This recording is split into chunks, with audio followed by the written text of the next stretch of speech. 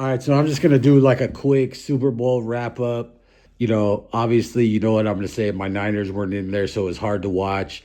But I definitely loved seeing the Chiefs get their asses handed to them. And as much as I'm a Chiefs hater, I did not expect them to get, laid out the way they did. 40-22 Eagles take their second Super Bowl ever.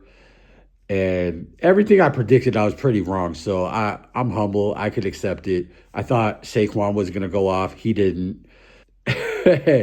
And I really wanted the Eagles to win, but I thought Chiefs would win. But I'm glad Mahomes gets to feel this pain. Travis Kelsey looked like he was about to cry on Taylor Swift's fucking shoulder all night. But glad how kind of Patrick Mahomes slid down in the GOAT conversation. That's always going to make me feel good. So, whatever. There ain't too much to say. No three-peats out here. We'll just stick with, those Kobe and Shaq Lakers with the three-peat. Stick it there. And fuck the Chiefs. And now, fuck the Eagles. Niners taking it next year. So, that's my wrap-up for that as far as football. But let's talk about the halftime show. I will say it was plain, but I liked it. Like, I am a Kendrick fan, and I loved how there were subliminal messages. Fucking Drake, who's being a little bitch, suing people in the rap game. Like, when the fuck did that become cool? I like that, because I really like his album GNX. Make sure you listen if you're late to the game. But I liked it. Fucking Serena Williams, sea walking and shit. I like that. Samuel L. Jackson in it. So I thought that was cool. And overall, I probably give it like a 7, maybe 8 as far as a Super Bowl performance. Nothing will ever top Michael Jackson ever. And, and Janet Jackson's nip slip. But anyway, that's what I thought about the Super Bowl. It was decent. Most viewers ever. Who cares? All right. So basically just a follow-up on these trades. Let's go through them. Luka last night, he made his debut, and I liked what I seen. I think he's still getting used to being a Laker, and he kind of looks a little uncomfortable, trying to get his feet wet out there in LA, which is expected. So, I think he's going to have a bright future for the Lakers. He had about 14 last night. He's just getting his feet wet. So he looked pretty good. Finally came back because people don't realize that he didn't just play his last game for the Mavs and he was a Laker. He was fucking injured for a minute. So this was his first game back. He's on the road to, getting loose and tearing up the league again. AD, man, he was looking like a monster in his first game with the Mavs, but he got injured again. That was the only hesitation any team would have, and it happened. And he's probably out. I think they said like maybe 2 to 3 weeks, maybe even more. But shit, man, it's just kind of bad luck for the Mavs. But they're the one that initiated this trade, so they could only be mad at themselves. Jimmy Butler on the Warriors, man, as a Warriors fan, this is exactly what we needed because all I'm seeing in his first 2 games is he's just energetic. He's cutting to the basket. He's not settling for threes. He's getting to the line, which the Warriors really need. And the most important thing that I see is before this trade, Steph Curry was looking winded, tired and shit. Like, just looking old. And I swear to God, he looks born again. Like, got his fresh fade and everything. And he really looks like he's just young. He's got more energy. Maybe not young. He's got more energy. And he has 4 straight 35-plus games. 35-plus point games. So that's gotta go with Jimmy, and Jimmy's looking happy. So as long as Jimmy's happy, we're gonna be getting good output on the floor. So I like what's going on, and it's good to be a Warriors fan. Hey, we taking a little break from the video. Make sure you like, comment, and subscribe if you liking what you seeing from yours truly, the Sports Junkie. This is the Sports Junkie Talks. Coming with a little positivity. I kind of think that the trades that shook up the NBA, I kind of think they're going to be a good thing, because even Ant-Man, Anthony Edwards, said after these trades went down, he's like, man, if Luka could get traded, no one's safe. And he's kind of shouting out his GM and stuff.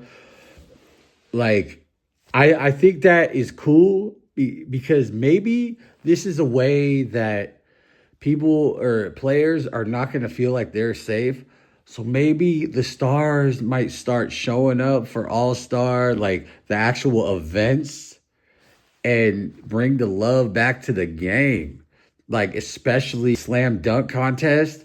I really think that could like change everything, bring the love back if there were actually the stars in there. And I kind of think this might kind of fluctuate how players might think and maybe get in there. So that's just, I don't know. I'm thinking out loud, and I hope this is something that could catapult like stars to actually show up, not for the bag, for the fucking fans. So I'm hoping that's one bright side of what these trades did at this trade deadline that shook up the NBA. I really hope that's what's on the horizon. So the Hornets made a big move that I didn't see coming in this, this trade deadline stuff. They acquired Dalton Connect from the Lakers and Cam Reddish, and they sent big fella, Mark Williams, that the Lakers desperately needed. And because of a failed physical on the Lakers' part with Mark Williams, the trade got voided. So everybody went back to their teams, their original teams. So I just seen that the Hornets are challenging this.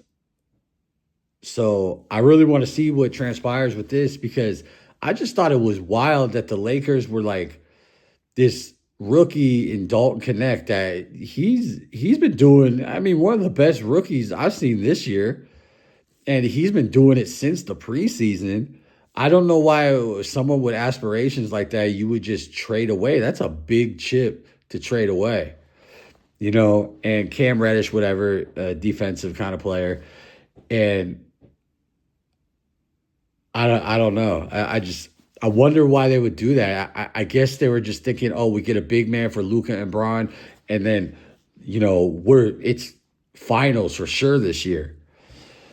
That's had to be what they're thinking, to make a leap like that. But it all got voided. But now it's getting challenged by the Hornets. So let's see if that trade goes back, because that was fucking crazy. Yeah, I don't know. That was a crazy trade, but it might end up going back to being, Dalton Connect and Cam Reddish back to the Hornets, and Mark Williams finally getting to the Lakers. So let's see what happens with that. Deebo Samuel's request permission to seek a trade from the San Francisco 49ers. I don't want to sound bitter, but I wish he did this shit 2 years ago. He bitched about 3 years ago to try to get a trade, and it's like, you don't want to say that wide receivers are fucking divas, but ever since that, all I've seen is Deebo being a fucking, like, diva. Deebo the diva. It's just hard, because kind of acting like a bum. Like, every bad situation I've seen us get into, like, was started by him. I remember when we were rolling during the regular season, the year before last, when we got slaughtered in Cleveland, who was it that started the pregame fight?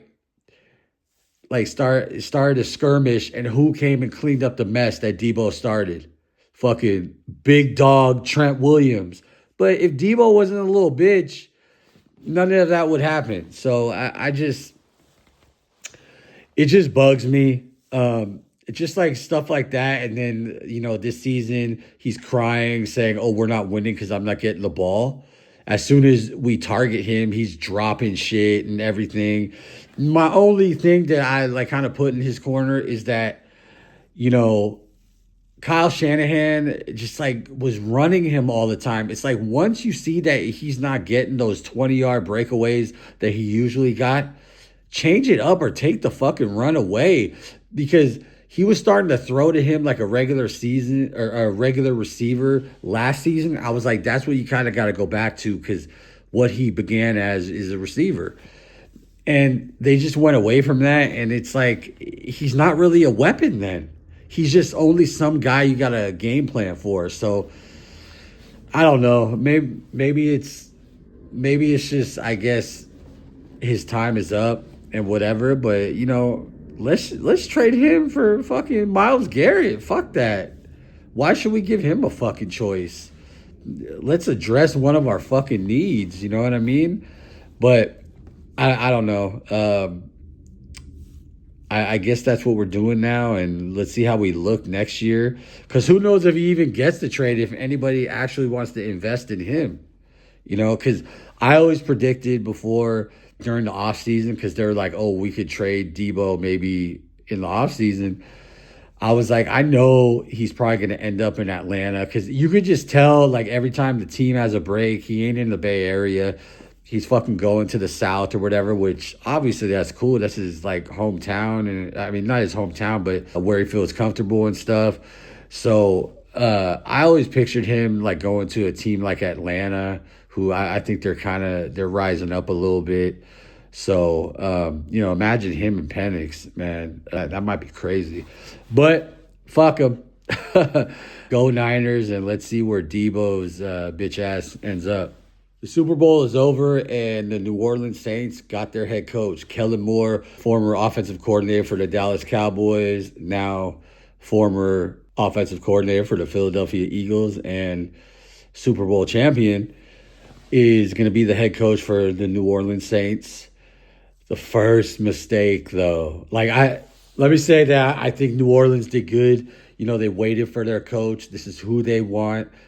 And I think, Kellen Moore has actually kind of waiting for a certain opportunity, even though he's got passed up on a few opportunities.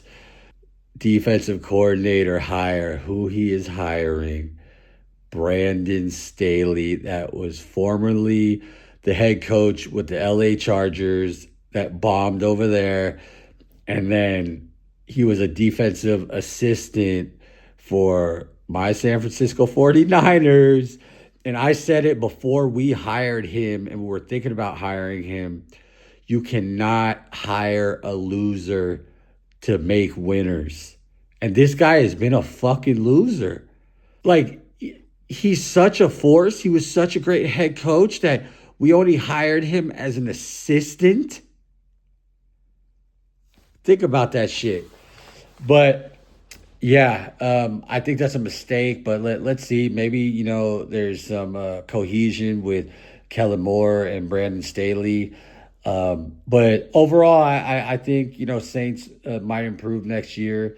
They got an offensive-minded coach now. Hopefully that will help David Carr. And definitely I hope it helps Kamara, man. He was cool last year, but sometimes he just ended up missing. So let's see how the Saints end up, and if they could improve on what was a good start this year, but ended up being another shitty season for the Saints.